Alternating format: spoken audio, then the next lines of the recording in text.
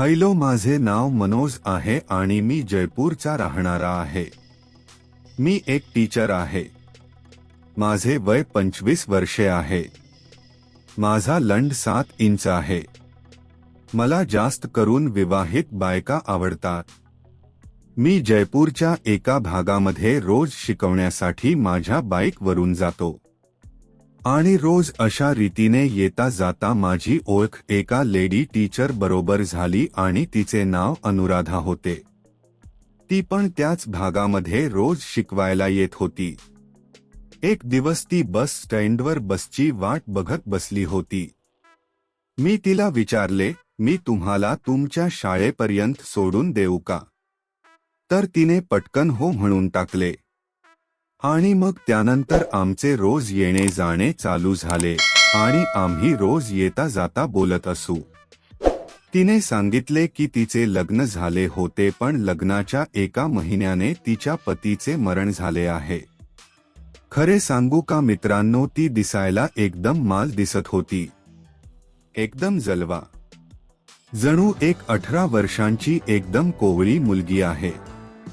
मला तर अजिबात वाटत नव्हते की तिचे लग्न पण झाले असेल. मग तिने असेच बोलता बोलता मला विचारून टाकले, तुमचे लग्न झाले आहे का? मग मी तिला म्हणले की नाही, अजून माझे लग्न झाले नाही. रोज असे बरोबर येता जाता बोलत होतो आणि आता आम्ही खूप चांगले मित्र बनलो होतो. एक दिवस ती मला म्हणाली, मी येताना पण तुमच्या बरोबर येईल.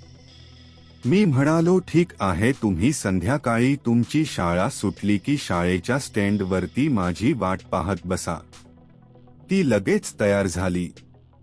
मग मी संध्याकाळी तिला तिथे घ्यायला गेलो. तेव्हा माझ्या मनामध्ये एक विचार आला की आज काही पण झाले तरी तिला कसे पण करून झवायचे आहे. मी तिला घेण्यासाठी स्टँडवरती गेलो तेव्हा 5 वाजले होते आणि थंडीमध्ये तर 5 वाजता पण अंधार होऊ लागतो. मी तिला म्हणले, चला जायचे ना आता? तर ती माझ्या गाडीवर दोन्ही बाजूला पाय करून बसली आणि तिने मला खूप जोराने पकडून ठेवले. आणि मी पण तिने असे केले ते पाहून दंग झालो. मी तिला म्हणालो, मला बाईक चालवताना खूप थंडी वाजते आहे. मग तिने मला तिची शाल दिली आणि तिने पण तिच्यावर घेतली. आणि मग मला एक मस्त किस करून म्हणाली, मनोज, आय लव्ह यू. मग मी अंधार पाहून मी रोडच्या खाली माझी बाईक उतरून घेतली आणि आम्ही दोघे खाली उतरून एकमेकांना खूप जोर जोराने किस करू लागलो होतो. वा, मला तर तिच्या बॉलचा रस पिऊन एकदम मजा आली. मग ती एकदम कामुक शब्दामध्ये म्हणाली, इथे तर कोणीतरी पाहून घेईल. घरी जाऊन आपण करूया. मी पण तयार झालो आणि मग आम्ही घरी पोचलो. मी घरात प्रवेश केला आणि तिने तर माझ्यावर एकदम किसचा पाऊस करून टाकला.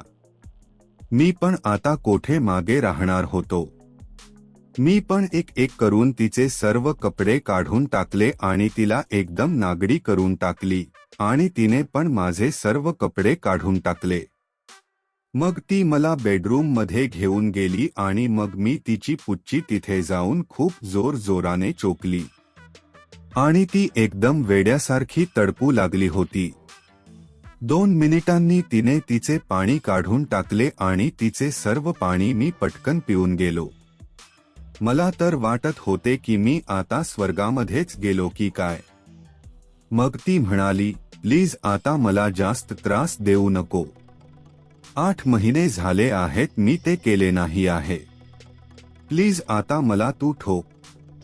प्लीज माझी पुच्ची तू फाडून टाक. आता मला अजिबात सहन करता येत नाही आहे. मग मी तिचे पाय पसरले आणि माझा लंड तिच्या पुच्चीवर ठेवला आणि मग एक धक्का मारला आणि माझा लंड एकदम तिच्या पुच्चीमध्ये घुसवला. ती एकदम त्रासाने आह अह अह उऊ करू लागली आणि तिच्या डोळ्यातून अश्रू आले होते. मग मी थोडा वेळ थांबलो आणि ती मला किस करून म्हणाली, राजा, आता थांबायचा वेळ नाही आहे.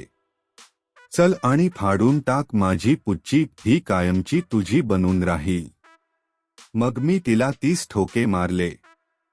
आणि मग तिने मला खूप जोराने पकडले आणि तिने पाणी काढून टाकले. आता मी पण पाणी काढणार होतो. तर मी विचारले, वीर्य तुझ्या पुच्चीमध्ये टाकून देऊ का? ती म्हणाली, जरूर टाकून दे माझ्या राजा. सर्व टाकून दे आणि माझी सर्व आग शांत करून टाक.